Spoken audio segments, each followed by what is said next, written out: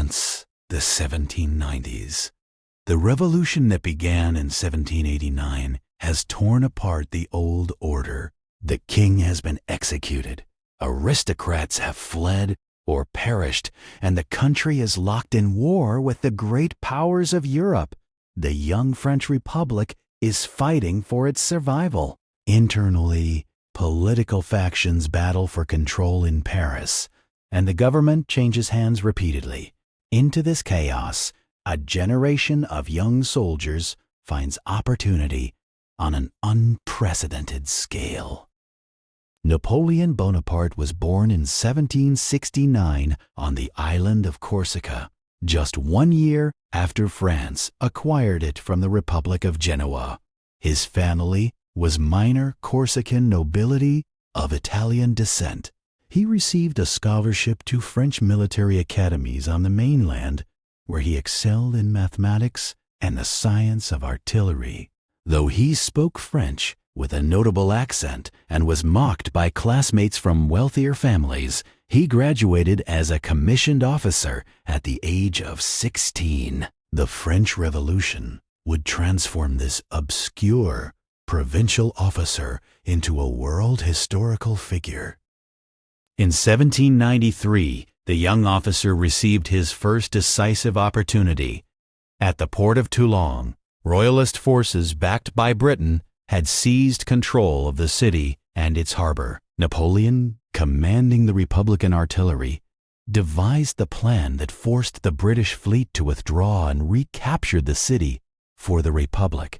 He was promoted to brigadier general at 24. 3 years later, commanding the army of Italy against Austria, he won battle after battle through speed and deception. The Treaty of Campo Formio in 1797 ended the campaign in French triumph. The soldier from Corsica was now a celebrated hero of the Republic. By 1799, France was exhausted by revolution and war. The ruling directory was corrupt and widely despised. Napoleon had returned from a troubled Egyptian expedition but remained enormously popular with the army and the public.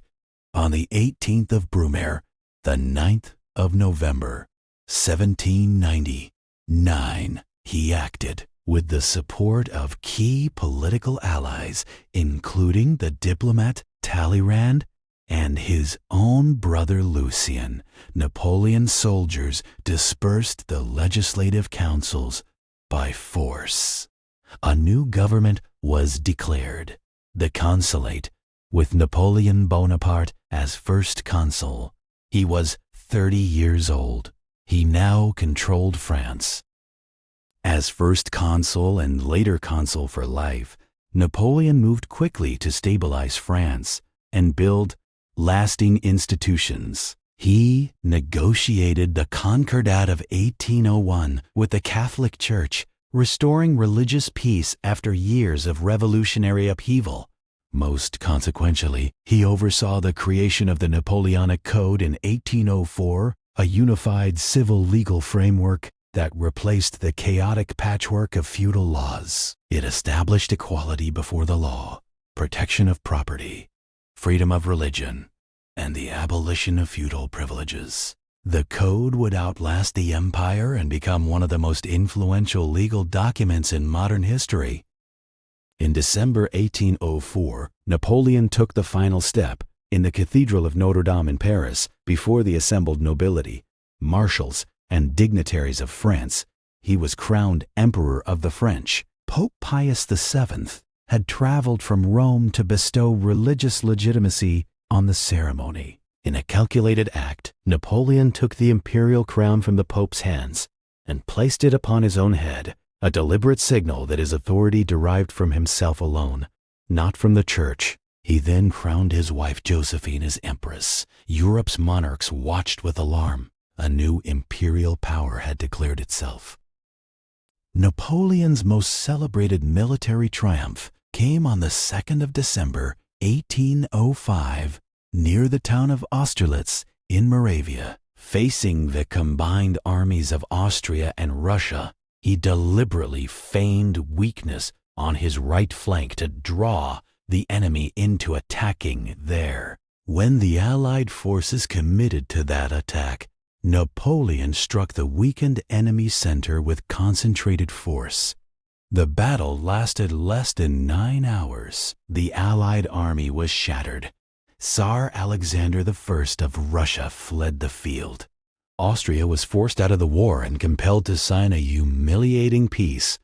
Austerlitz is still studied as a masterclass in battlefield deception and decisive concentration of force. By 1807, Napoleon's empire had reached its greatest territorial extent.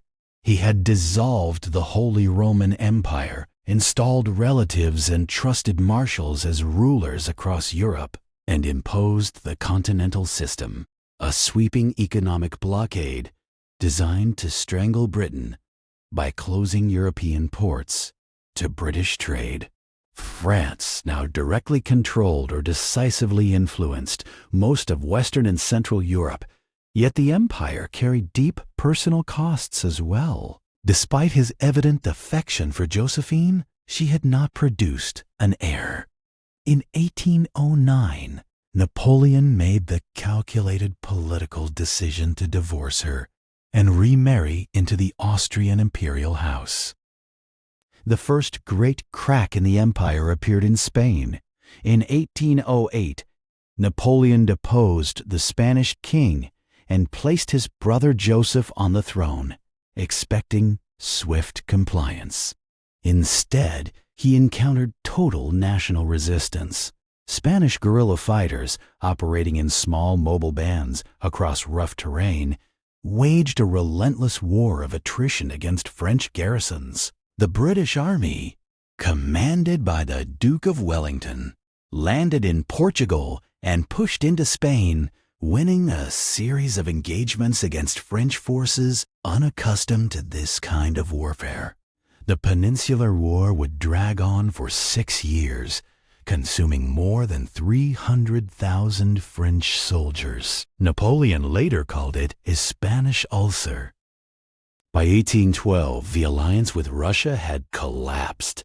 Tsar Alexander I had withdrawn from the continental system, reopening his ports to British trade, and was massing forces near his western frontier. Napoleon made the fateful decision to invade. He assembled the Grande Armée, over 600,000 men drawn from France and the subject nations of the empire, the largest invasion force in European history to that point. His plan was to force a decisive engagement early, destroy the Russian army in a single great battle, and compel the Tsar to negotiate. The Russians chose not to cooperate with his plan. The Russian army fell back, refusing to give battle on unfavorable terms and scorching the land as it retreated. A brutal engagement at Borodino in September 1812 cost both sides enormous casualties, but settled nothing. Napoleon entered Moscow to find it abandoned and burning, set alight by the Russians themselves. He waited 5 weeks in the ruined city for a peace offer that never arrived. In October, with the Russian winter approaching, he ordered the retreat. It became one of the greatest military catastrophes in history. Temperatures plunged to -30 degrees. Cossack raiders harassed the columns without pause. Men died by the tens of thousands from cold, starvation, and exhaustion. Of the 600,000 who had crossed into Russia, fewer than 100,000 returned in any condition to fight. The Russian catastrophe shattered Napoleon's aura of invincibility and galvanized his enemies. Prussia and Austria rejoined the coalition alongside Russia and Britain. In October 1813, at Leipzig, the Battle of the Nations, Napoleon faced the combined armies of 4 great powers and suffered a decisive defeat. He retreated to French soil. Coalition forces entered Paris in March 1814. Napoleon's own marshals refused to march further. the diplomat Talleyrand, now working openly against Napoleon, organized a provisional government that called for unconditional abdication. On the 6th of April, 1814, Napoleon signed the document. He was exiled to the small island of Elba off the coast of Tuscany, allowed to retain the title of emperor over fewer than 12,000 inhabitants. Napoleon's exile on Elba lasted less than 10 months. In late February 1815, he escaped by ship with a personal guard of around 1,000 men and landed on the southern coast of France. Troops dispatched to arrest him defected to his side instead. Marshal Ney, sent by the restored Bourbon king to stop Napoleon's advance, met him at Auxerre and pledged his army to the emperor. Napoleon re-entered Paris on the 20th of March 1815 as the king fled northward. This dramatic return to power became known as the 100 Days. The great powers of Europe immediately declared Napoleon an outlaw and mobilized their armies. He had weeks, not months, to act. On the 18th of June, 1815, Napoleon engaged the Allied army, commanded by the Duke of Wellington, near the village of Waterloo in present-day Belgium. His plan required defeating Wellington's forces before Prussian reinforcements could arrive. The battle stretched across a contested ridge for most of the day. Wellington's lines absorbed repeated French assaults and held. In the late afternoon, the Prussian army arrived and struck the French eastern flank. Napoleon committed the Imperial Guard, his elite reserve, never previously repulsed in a final assault. It was thrown back. The French army collapsed into a rout. The pursuit was total. Napoleon abdicated for the second and final time. 4 days later, there would be no third return.